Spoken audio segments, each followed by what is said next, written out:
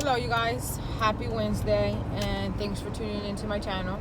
Yes, I am driving, but you guys, let's see, I am hands-on, right? So it's just me and my voice. So thank you for tuning into my channel. If you have not subscribed, please hit that subscribe button and do share the videos, comment and like. I'm still learning how to figure out how to reply back to comments and how to see comments. I would just get the notification, but I have no idea how to comment back. However, I just wanted to make a small video for parents. Parents that are discouraged, parents that have lack of self-esteem, and stuff like that. Hold on. First of all, are three things, right? Sorry, guys. You're better than the devil. You're unconditionally loved, and you're protected by grace. Never forget that. There's nothing in this world that's going to make that and them three things change except your belief, your faith. Now, I want people to understand that being battered in the devil does not mean, right, that you go out there and put yourself into a situation and just be like, God, protect me, save me. I have a sister and I love her dearly, and she says, right, that she's been trusting God and having faith in God, and that's the reason why she's been partying and having fun, and because God is going to basically take care and satisfy her bills and stuff like that. And now she's stuck in a situation where she really needs faith, because only faith is going to get her out of this financial jam, right? That's like, it's hard, right? And I'm not judging my sister, because at the end of the day, right, if you don't know, you don't do better. If you don't know better, you don't do better, right? She's learning this thing of grace, and she's learning into being in faith and stuff, right? So to her, it's just like, I'm going to have faith, so that's how it works, right? There's no faith without works. What is the point of having faith if you don't do your part? This is what that means to me. Again, it's just in my eyes that I make my videos on, and things that people say to me that clicks to me, that sinks to me, or, that makes me feel a little different inside. God will protect you. Yes. God will be there. God's going to love you regardless. You don't have to believe in God for God to give you his love. It's there. It's already given to you. It's a free gift. There's no ultimatum. There's nothing tied up to the love of God. There's something tied up to grace, which means that you have to believe that God gave up his only begotten son for our sins. That is the only thing, and that's where this big as a mustard seed comes in at, right? The love of God, there is no ties to it. There is nothing that's going to stop you, prevent you from receiving God's love, except you receiving it, taking it, accepting it. That's the only thing that's going to allow you not to take it, not to get it, and not to feel it, right? So when she said that, right, it kind of made me smile, because I remember I was a little bit younger than her, right, when I actually did that. And it was mind-bothering how, to me, it's just like, I'm believing. I'm telling you, I'm about to do this, and I need this done, so I hope that you're going to get it done. And I'm believing that you're going to get it done. It doesn't work like that. It's just like, yes, you believe that he's going to get it done, but how about you do your part? So you believe that he is going to wake you up every single day, right, in great health, allow your car to function correctly and fully for you to get to work, allow you to have a positive mind, and allow you to complete your job duties the way and perform it the way that the job needs you to. Excuse me. So you can receive that check. When you receive that check, you're going to be responsible enough, right, for you to pay the bills, meaning that's your car, for you to keep it, because God's going to make sure. A little side note, right? I've driven cars, right, that it's just like, when I went and got it done, checked by a mechanic, they're like, how are you driving this car and you're still safe? How long have you been driving this car? And they're like, that's impossible. And automatically I could tell that they don't understand the protection of grace and the love of God, because it's God's angels that is on the car that I was driving, that it was just like undrivable, but God knew that he could not bless me with the finances, because I was not aware of the circumstances that I was under, because I was too blinded, or because I was too caught up on other things in life financially, right? So he protected that car for me and my child, because since I have my daughter, it's just like I've been blessed with reliable cars. But for me and my son, right? And when I go get it checked, I'm like, that is God. That is, now, if I ever happen, I know that is by the grace of God. But I know that back then I knew at least to say, who else could it be? God. Like, I didn't know. I mean, the mechanic is the one that went to school for this, and he's telling me that it's impossible for what I've been doing, and I know that it has been possible, so therefore it's been nothing but God. God's love. God loved me so much that he basically said, I'm going to protect you in this car. Don't even worry about it. I know you need this job for you and your child. I know that you don't have no support but me, and I'm going to support you fully. All I need you to do is keep on believing that I'm going to do it, and keep on waking up every single day with a positive attitude, with a great, motivation that you're going to keep going, and tomorrow's going to be better. So when my sister said that, I remembered, it's just like when I said that at a point in time in my life and things fell on my face.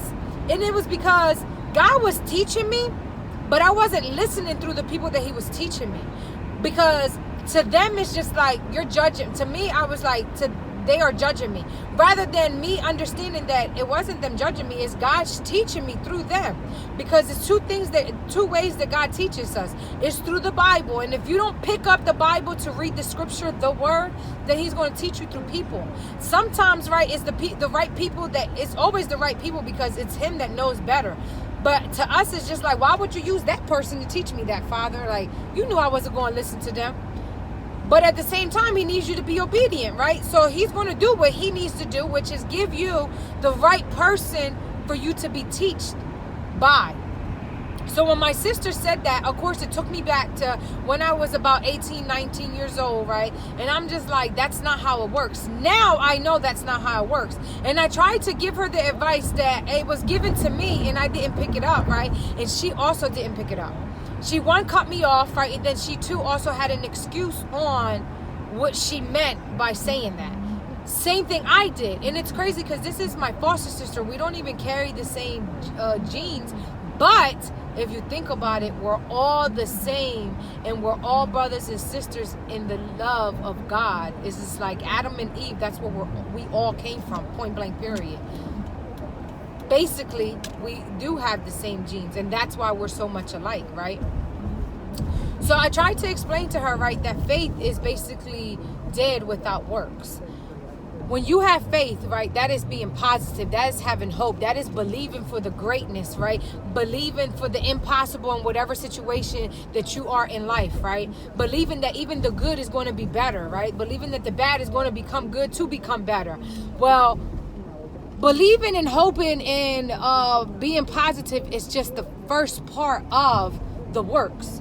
The other side of the works is making sure that as an adult, as a mother, as a student, that you do your part. If you have homework, you have to do your homework. God's not going to just hack, the daggone school system and be like, yeah, she did her homework, knowing that you didn't do your homework. Because he's not a liar. He's not a betrayer. He's not a deceiver. That's what the devil does. Right? So if you have bills and God is blessing you with the job, God is blessing you with the car that you're hardly paying, that you're always paying late on, they still haven't taken your car, he blessed you with the house that you need to pay, and even if you pay just $100, go get a money order from Walmart. That is the cheapest money order, right? And get the money order for $100, right? And go and pay the $100, because by the time your rent accumulates, you'll be $100 less than what you really owed, right? Instead of us doing that kind of stuff, instead of her doing that kind of stuff, she believed that, and it is okay, because she's not going to be punished for it, because she's doing the first part, which is believing, and she doesn't know any better because no one's been there to teach her. And even though I'm trying to teach her, there's something about me that doesn't allow her to pick up what I'm putting down, no matter how I present it to her, right? But God's protecting her, and God knows that her heart means well. And unlike the world, the Lord looks at our heart. And when he looks at our hearts, if our heart is pure and our heart means good, that's good enough for him. And her heart is good. Her heart is pure. And she, tried to get roommates, and she tried to do things, that would try to help her. So it's like she's doing her works, but at the same time, it's something that God needs her to get. And she hasn't gotten it. And because she hasn't gotten it, God's not going to fully bless her, but God's not going to allow her to hang herself. He's just going to allow her go through troubled times until something clicks. Because see, this is the thing. This is the greatness about God's love, right? He doesn't pressure you to accept it. There's people in the world, right, that they love you, they like you so much that they'll do anything and they'll say anything to you, right, and buy anything for you just for you to accept the fact that they love you the way they want you to accept it, right? They want you to enjoy, you know, their presence the way they want you to. And God is not like that. You know, God is just like, it's here. All you have to do is accept it. You got protection. All you got to do is believe that I gave my only son for your sins, for your mistakes, for your troubles. And you got it. You know, and it's just like, when my sister fully understands that, because she has a great career, right? But she's high maintenance. So it's just like, she doesn't know how to humble herself and say, I'm okay with, you know, shopping at this store and saving up, even though I know that I can possibly afford the other store. But I know that if I go to the other store and buy a pair of jeans that are $60, right? Instead of going to another store and buying 3 outfits for $60 and saving the rest of the money and paying on bills, or saving the rest of the money and putting it into savings, right? It's a humble thing. It's like, you have to know, you know, sometimes I had a friend that is just like, he shops and he likes to spend. And I really like that, because it's not a lot of men, you know, that would actually like spend, you know, without, I guess, not necessarily, I wouldn't say that he didn't want anything in return, you know, because everybody wants something in return. But it's just like, he enjoyed buying good quality things, right? But see, the way I look at things, right, is God made everything. Everything is good quality. Point blank, period, right? The other thing is, clothes, it doesn't matter where you buy it from, eventually it's going to get faded. Eventually it's going to become holy. Eventually you have worn it too much. You're going to have to give it away. So why would I spend more money on one thing, on the same item that I can get from one store, just because somebody's brand or somebody's logo or somebody's name is on it? And they was born into money, so they're able to say, this is going to cost this much. When I've noticed that more expensive things actually, like, let me give you an example. I can't stand Gap clothes. There's certain things that I can get from Gap, right? But most of the clothes from Gap, I cannot stand buying. Not because I can't afford it, not because I'm too bougie or, you know, too low class, or I don't know my worth or anything like that. It's just, I think they're not worth their money. Now, on the other side, right, I'll go and shop at Pink. I'll go shop at Pink because certain things you can buy from Pink for the same price, right?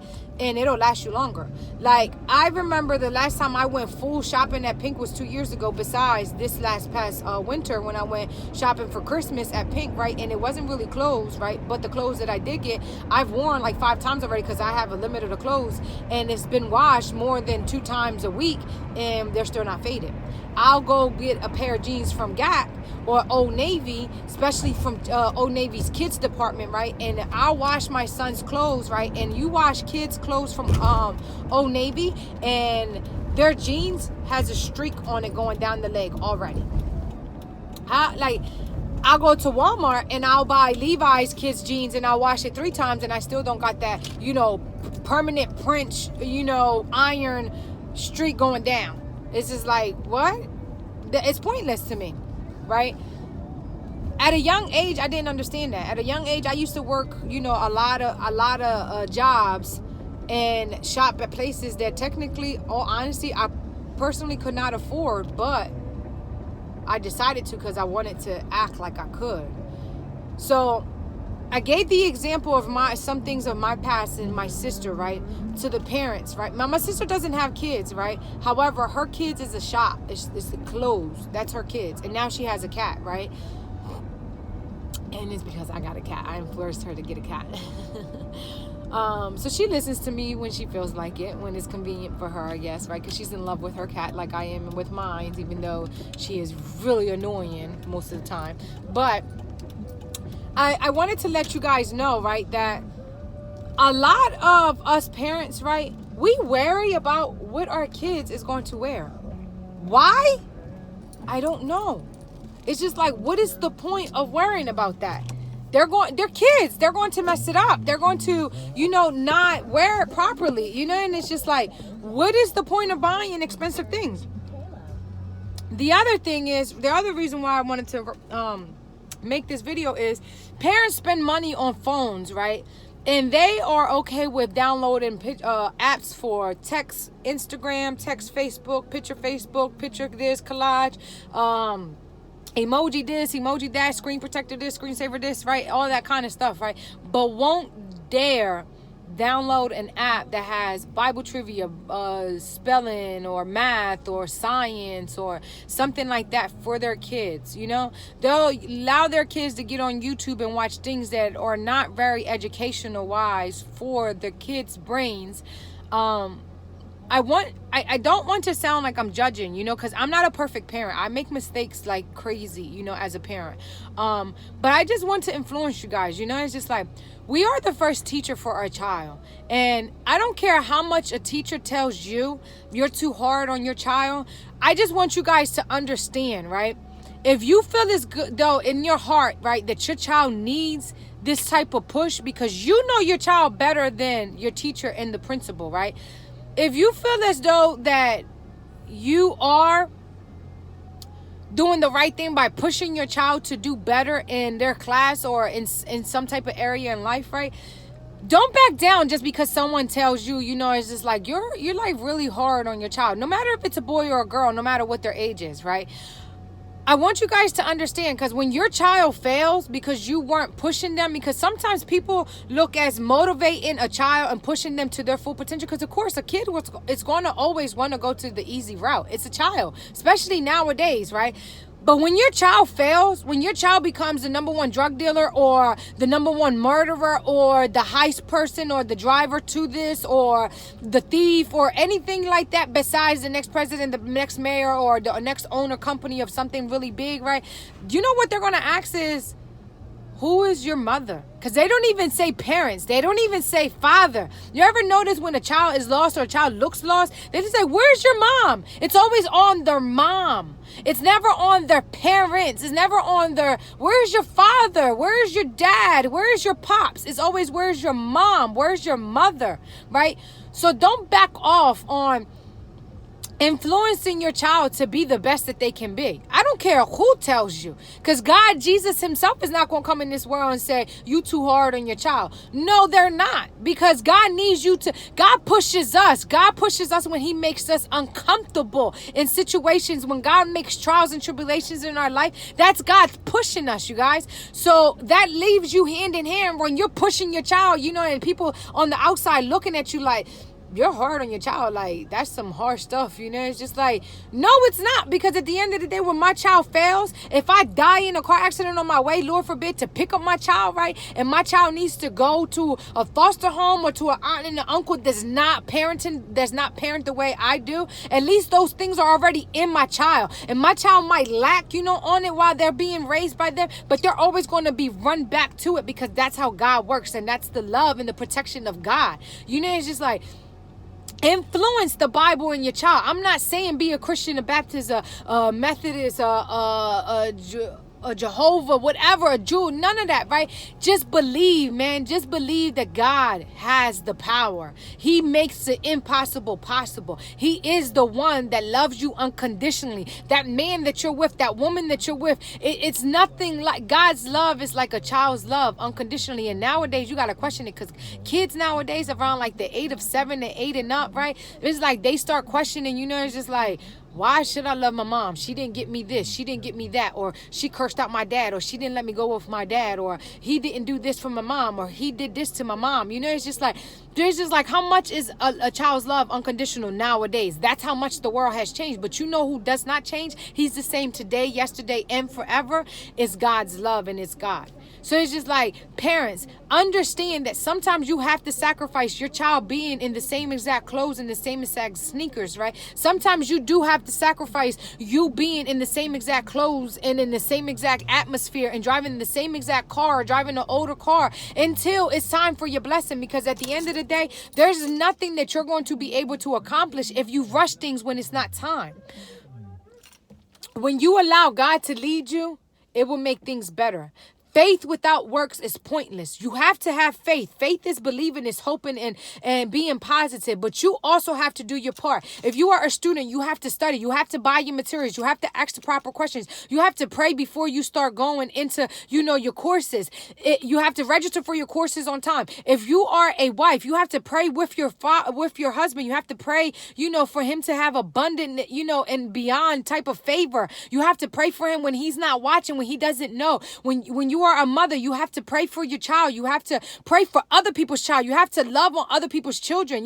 That is the works that we have to put in. When you are a delivery driver, you have to, you see a driver with having almost a flat tire, you have to tell them. When you see a headlight out, you have to tell them. When you see their brake light out, you have to tell them, because that is works. That is the faith. You will want somebody to tell you, because you get pulled over for that kind of stuff. You get a ticket for that kind of stuff. If you see somebody stranded, and it feels right in your gut, and if it doesn't, pray. And if the Lord makes you turn around to pick that person up in the snow, that mother with bags, or that person that is somebody's child with the bags, it's just like, that is your works, you guys. You have to do your works. People are stuck on this, oh man, nobody does it for me. It's just like, when somebody asks you, do you want to donate $1 for, the Jews Children's Hospital, or for the Kids Hungry, or for March of Dimes, or for this or for that, right? Now somebody needs to donate to me. No one's ever going to donate to you, because look at your attitude. That's not positive. It might seem like a joke, but when you say it all the time,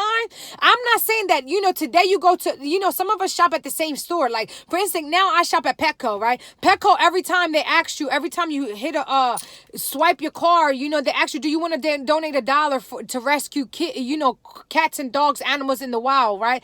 You don't have to do it every time. I'm not saying do it every single time, because sometimes we don't have that extra $1 and we just donate it probably like to that store and 3 other stores, and sometimes we'll donate more than just $1 to one store, right? What I'm saying is, do your part. Have faith that, okay, it's like a sowing of a seed. It's just like, it's just $1. That doesn't mean that you're not sowing a seed, but you have to do your part, and you have to have faith. And faith without works is nothing. It's dead, you guys. It's just like a plant. You plant the seed, it starts growing only if you allow the sun to beam on it and the water for it to grow. If you don't give it water and sun, guess what? It's not going to grow. That's the same thing as our lives. It's just like, if we don't have positiveness, we don't have faith, if we don't believe, if we don't hope, if we don't speak it into existence, it's not going to work. That is our sun, and that is our water. We need that. We need to make sure that we work for other people. We are here to serve one another, not to drown one another, not to manipulate one another, not to feel pointing the finger.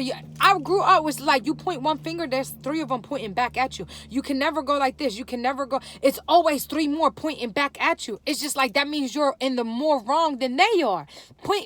It's just like, you guys got to understand that our kids, right, they're only going to learn what we influence in them.